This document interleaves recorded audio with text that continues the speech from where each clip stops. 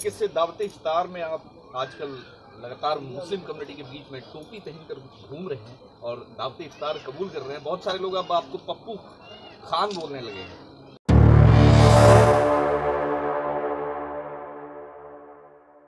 Sir, हमको तो कुछ समझ में नहीं आता। मेरे बारे में आप जानते क्या? पूर्णिया, किशनगंज, अररिया 57 से लगभग 62,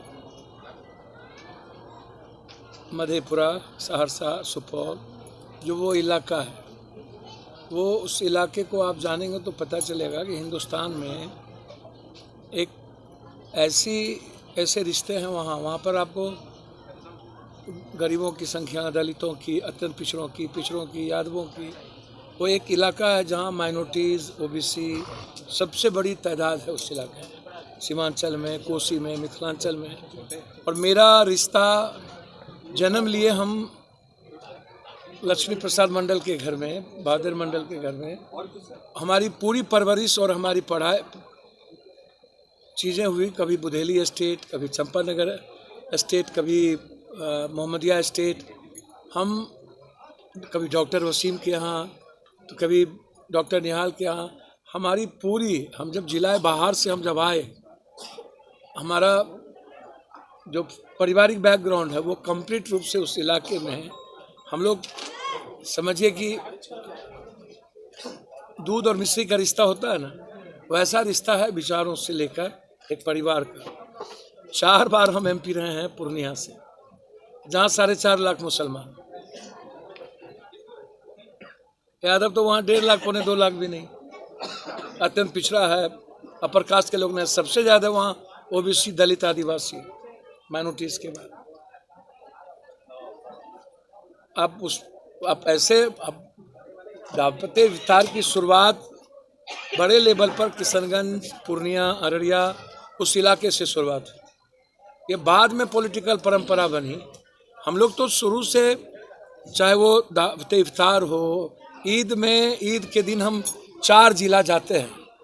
नमाज से शुरू करते हैं पूर्णिया के सबसे पहला हॉस्पिटल की नमाज से, फिर ईदगाह, फिर बड़ी मस्जिद, फिर डगरवा, फिर वायसी, फिर वहाँ से लौट करके आते हैं हम एक जस्ट बगल में के नगर, और वहाँ से फिर हम आ जाते हैं सहरसा। सुबह से रात तक, 3 बजे रात तक हमको नमाज के वक्त, मिनिमम नमाज का टाइम अलग अलग होता है थोड़ा सा। यहाँ यदि नमाज हो गया कुछ मिनट पर, तो बाद में 15 मिनट का गैप, 10 मिनट के गैप से हम बहुत जगह चले जाते हैं। तो आप ऐसे नहीं देखिए, आप रामनवमी में हमको नहीं देखे पैदल चलते। पूर्णिया में एक पत्थर क्यों नहीं चलती है? किशनगंज में एक पत्थर क्यों नहीं चलती है? जहाँ सबसे ज़्यादा आबादी है मुसलमानों की, सबसे ज़्यादा आबादी है ओबीसी की, वहाँ एक पत्थर क्यों नहीं चलती? आप देखेंगे तो आपको उससे पता चलेगा ना कि हम 90 में, 83 में हम मुखिया बने, 90 में हम जहाँ से एमएलए बने, आप उसको भी देखिए। वहाँ के भी हमारे चारों तरफ, आप आइए ना मेरे गांव के चारों तरफ, हमारा रिश्ता कंप्लीट रूप से, आप किसी भी चीज़ों में आप चले जाइए। हम लोग पर्व को, दुर्गा पूजा हम बड़े धूमधाम से, मतलब आपको आश्चर्य होगा, बिहार का सबसे बड़ा सिंगर और सबसे बड़ा मेला लगता है हमारे गांव में, हमारे दादा परदादा के समय से लगता है। तो कंप्लीट रूप से ऐसे इसको मत देखिए, एकदम मत देखिए। हमारे विचारों, हमारे रिश्ते को आप, जो माहौल है, जो हालात हैं देश के, समाज के, नफरत का माहौल जिस तरीके से है, पहले हमारे दादा ज़माने में, बाप दादा के ज़माने में लोग झरना खेलने आते थे, तजिया लेके आते थे, हम लोग गीत गाते थे साथ में, लाठी खेलते थे। लेकिन अब वो प्रेम कहाँ रहा? पहले दीपावली में लोग प्रणाम करने आते थे एक दूसरे के बड़ों के साथ, लोग इंतजार करते थे कि हम एक दूसरे के दावत में जाएंगे। अब तो डर लगता है, अब तो लगता है मौत ना हो जाए हम बच्चों के साथ निकलेंगे तो। अब कंप्लीट रूप से माहौल खराब। अब कोई पर्व में जाने की, होली में जाने की हिम्मत नहीं होती है। कहाँ पहले, क्या आपको क्या लगता है कि मुसलमान रंग लगाने से भागते हैं क्या? हमारे तरीके से भागते हैं। रंग लगाने से किसी को परहेज नहीं है, आप इसको समझ लीजिए। मैं आपको मैं जितना जानता हूँ, अब जिस तरीके की परिस्थितियाँ हैं उसमें हम सबको जाना पड़ेगा एक दूसरे के बीच, हमें रहना पड़ेगा। पप्पू यादव बहुत ही निडरता के साथ बिहार के कोने कोने में गरीब, पिछड़ों और दबे कुचले लोगों से जाकर मिलते हैं। यूपी में घटना होती है, पुलिस कस्टडी में मौत हो जाती है, क्या पप्पू यादव को अब डर लगने लगा है? देखिए, आपको हम एक बात बताएं, यदि पप्पू यादव को डर लगता तो सबसे पहला ट्वीट किसने किया? अतीक अहमद जी के वो क्रिमिनल रहे या क्या रहे? मेरा ये सवाल नहीं है कि वो क्रिमिनल थे कि क्या थे, क्या नहीं थे। ये तय करने का काम किसका है? हम आपसे जानना चाहते हैं, ये कौन तय करेगा? न्यायालय की पप्पू यादव? और जब जोगी जी रो रहे थे सदन में कि पुलिस मुझ पर ज्यादती करता है, सबसे ज्यादा मुलायम सिंह की पुलिस हमको मारती है, और जोगी जी जब मठ को हड़प करके कई मर्डर करके, क्या जोगी जी बताएंगे? और जोगी जी क्या ब्रजेश सिंह को का पलटवाएंगे? ब्रजेश सिंह जो सबसे बड़ा क्रिमिनल है, मैंने तो कहा आप अतीक को मारे, चाहे जिसको मारे, मरवाए। हमने पूछा उनसे कि 13 लाख का पिस्टल एक लड़का जो आप कहते हो कि झोपड़ी में था, मैं नहीं जानता हूँ, वो कहाँ से लाया? GM9 का पिस्टल जो भारत में बंद है, वो कहाँ से आया? फर्स्ट रात में अतीक को आप निकाल करके अस्पताल क्यों ले जा रहे थे, जब पहले से लिखा हुआ था कि इस पर खतरा है, मार दिए जाएंगे? उसके भाई ने कोर्ट में लिख करके दिया है। सेकेंड, थर्ड, जब आप लेके जा रहे थे उसको, जिस अस्पताल में अतीक को आप लेके जा रहे थे, तो क्या अतीक की खबर उस अस्पताल के सीनियर्स को था? उन्होंने साफ शब्दों में कहा नहीं था। 3, चौथा, आप जब आपकी पुलिस इनकाउंटर के लिए जाने जाती है तो G9 के जिसके 26 गोली जिसमें जाते हैं, उन्होंने 26 की 26 गोली मारी, तब तक आपकी पुलिस की एक फायर नहीं हुई, और उसके बाद वो नारा लगाने के बाद उसको आप कवर कर लिए। अब तो मुझे डर है कि राज को छुपाने के लिए उस तीनों को मरवा न दिया जाए। मैं सुप्रीम कोर्ट से आग्रह करूंगा इसकी पूरी मॉनिटरिंग हो कि अभी तक जितने क्रिमिनल्स मारे, सबसे ज्यादा क्रिमिनल्स को किसको मारा? ब्राह्मण के क्रिमिनल को मारा। जिस दिन वो CM बने, सबसे बड़े हरिशंकर तिवारी के घर में ढुके वो। उसके बाद चमारों के क्रिमिनल्स को उसने कहा हम मारेंगे, तब जादव को मारा, तब सबसे ज्यादा मुसलमान को अटैक किया। तो क्या एक भी स्वजातीय क्रिमिनल को आज तक, मैं चैलेंज करता हूं जोगी जी, सिंगल स्वजातीय क्रिमिनल का नाम बता दो जिसको आपने गोली मारा या मरवाया। आप CM है तो आप चार्जशीट करके 3 महीना के अंदर गवाही गुजरवा दो और गुजरवा के फांसी दे दो। एक दूसरी चीज, आप कहते हैं लॉ एंड ऑर्डर, मैं जिंदा जब तक हूं तब तक लॉ एंड ऑर्डर है। ये लॉ एंड ऑर्डर है? या आप मरवाए तब भी लॉ एंड ऑर्डर नहीं है, और नहीं मरवाए तब भी लॉ एंड ऑर्डर नहीं है? एक कस्टडी में आके न्यायालय का ये काउंटर हो गया। इन्होंने तो न्यायालय का काउंटर किया। किसका काउंटर किया? इतने मैं बहुत क्लियर हूं इस मामले में। आप पॉलिटिकल वेंडेटा से काउंटर क्यों कर रहे हैं? आपके जाति में ब्रजेश सिंह से बड़ा शूटर कौन है और क्रिमिनल कौन है? एक दूसरी जो सबसे बड़ी बात है, क्यों ऐसा हुआ उसको ऐसे समझिए। मैं कतर के नवाब की बात सुन रहा था, अभी मैं महबूबा मुफ्ती की बात सुन रहा था, तब तक 4 दिनों तक किसी ने ट्वीट नहीं की। सर, ये सबसे बड़ी घटना क्यों घटी इसको आप ऐसे समझिए।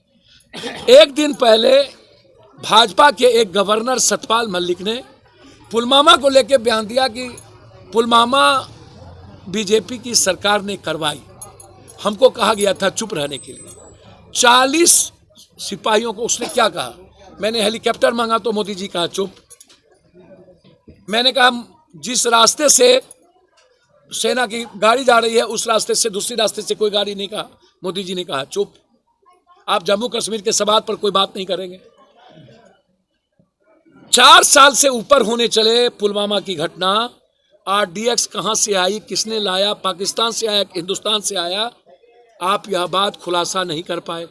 यह बात सतपाल मलिक ने भी उठा दी। और यह बात मेरा ट्वीट है, ट्वीट तो नहीं झूठ बोलेगा ना। जब पुलवामा हुई थी तो मैं हमको कहा कि किसी ने पागल है क्या?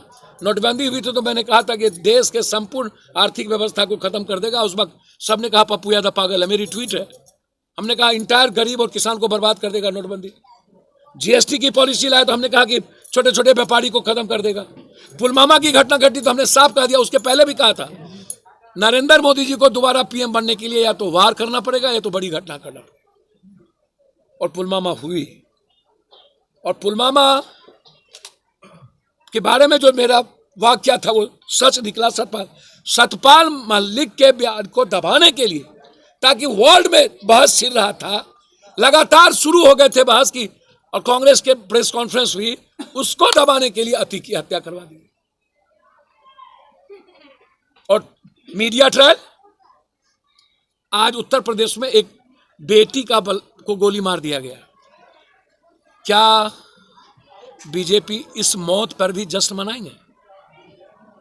जिसने गोली मारा, क्या उनका एनकाउंटर होगा? क्या बीजेपी हमेशा मौत पे जश्न नहीं मनाती है?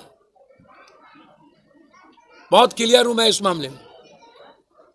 हम सुप्रीम कोर्ट के चीफ जस्टिस से 2 मांग करेंगे। पहला मांग, पुलवामा की जांच पूरी तरीके से 5 सदस्यीय जज के तहत, और यदि हिम्मत है नरेंद्र मोदी जी को तो वो बताए कि हेलीकॉप्टर मांगने के बाद आपने क्यों नहीं दिया, और आरडीएक्स कहां से आए और किसने लाया, वो आदमी कहां गायब हो गया। डीएसपी गिरफ्तार हुए थे आरडीएक्स वाला मुद्दों को लेकर, कुछ दिन के बाद उस डीएसपी की चर्चा तक नहीं हुई, कुछ दिन के बाद उसके बेल कर दी गई। सतपाल जी महाराज के पूरे वाक्य की जांच हो। सेकेंड, अभी तक जोगी ने जो जो काउंटर किया है, उस काउंटर के तरीके, उस काउंटर की पूरी जांच सुप्रीम कोर्ट करे। मेरा सवाल अतीक अहमद जी के, किसी भी कीमत पर अतीक अहमद ने क्रिमिनल था या नहीं था, अब बीजेपी वाले शुभ बोला तो बोला, चलनियों बोले हैं। क्रिमिनल के बारे में कल 2 बात कहने लगते हैं कुछ लोग। ये जितने हमाम में नंगे हैं ना, हर डाल पर उल्लू बैठा, अंजामे गुलिस्ता क्या होगा? कोई सरकार आएगी तो मोदी जी गुजरात के दंगे पर का भी जांच होगा, और पुलवामा का भी जांच होगा, और जोगी जी वक्त बदलते देर नहीं लगती।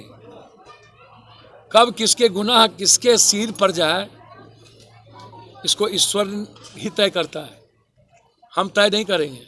लेकिन जिस तरीके से न्यायालय के कस्टडी में क्रिमिनल के द्वारा हत्या करवाई गई, मेरे ख्याल से ये सर से पानी ऊपर जा चुका है। आवाज़ उठनी चाहिए डेमोक्रेसी सेव के लिए, आवाज़ उठनी चाहिए। यह देश, कौन क्रिमिनल मरता है कौन नहीं मरता, इस पर सवाल नहीं है। सवाल है कि क्या पॉलिटिकल वेंडेटा के तहत मौत होगी, क्या सिर्फ हिंदू मुसलमान या यादव राजपूत बावन भूमिहार बैकवर्ड फॉरवर्ड करके आप देश चलाइएगा? देश चलेगा कंप्लीट इकबाल से, वसुधैव कुटुंबकम से, सर्वधर्म संभाव से, सार्वभौमिकता से। देश चलेगा हमारा संविधान से। संविधान से बड़ा ना तो मेरा कोई गीता है, ना कुरान है, ना बाइबिल है। कुरान, गीता, बाइबिल हमारे जीने के लिए है। संविधान हमारे जीवन के न्यायिक व्यवस्था के लिए है, राइट टू स्पीच के लिए है, राइट टू फ्रीडम के लिए है, राइट टू एजुकेशन के लिए है, राइट टू हेल्थ के लिए है, राइट टू ह्यूमैनिटी के लिए है। संविधान हमें हर तरह के विचारों को कवर करता है। हमारे अभिव्यक्ति जो विचार स्वतंत्रता है, उसको वो कवर करता है कि हम कैसे जिएंगे, हम कैसे रहेंगे। संविधान से बड़ा ग्रंथ मेरे लिए कुछ नहीं है, और संविधान को सेव करना सबसे महत्वपूर्ण है। संविधान के दायरे में रह करके ही भारत महान हुआ था, महान है, महान रहेगा।